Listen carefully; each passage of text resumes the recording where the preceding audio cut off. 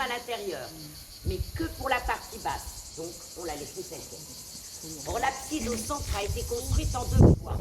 La partie basse date de la fin du Xe siècle. Elle se constitue de 8 colonnes avec 8 chapiteaux. Vous pouvez voir des petites ouvertures en brasement simple. Il y en a 3.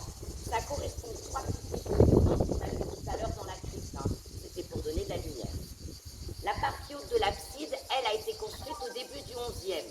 Elle se constitue de 9 arcades en plein cintre, dont 3 seulement sont ouvertes par les vitraux qu'on a vus tout à l'heure à l'intérieur de l'église. Alors à chaque fois 3, parce que c'est le symbole de la Trinité. De chaque côté, vous les avez les deux absidioles romanes. Et voyez la petite construction là-bas, semi-circulaire. Ça correspond au couloir que nous avons pris pour descendre dans la crypte.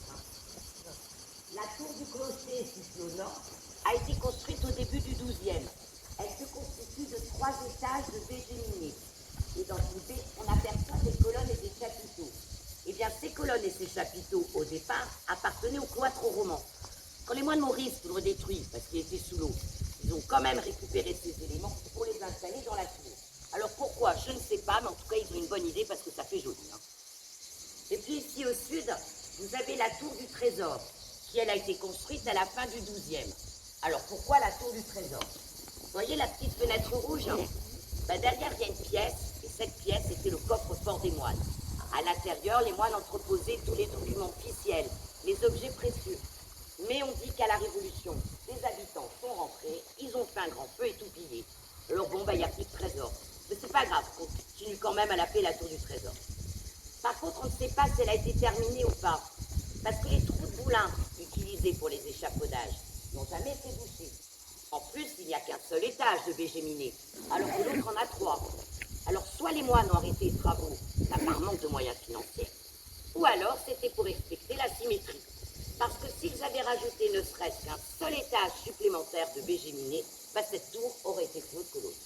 Finalement, c'est peut-être la raison, tout simplement. Et ici, donc, on a aménagé cette sorte d'amphithéâtre, parce que là, en août, on a un festival de musique. Alors, ça peut être classique, moderne, etc. Parce que le soir, ici, le chevet donne un décor magnifique, mais en plus, il y a une très très bonne acoustique. Et là, pour la seconde année, en plus, on va avoir un festival des étoiles. En fait, c'est parce qu'on a des astronomes amateurs ici à Cône qui font venir des conférenciers, alors ça parle d'Apollo, des comètes, des choses super intéressantes. Et ce qui est génial, c'est qu'après, on va tous au stade, ils installent leur télescope, et là, on a la tête dans les étoiles. Donc, vous voyez, il faudra revenir en août pour voir tout ça.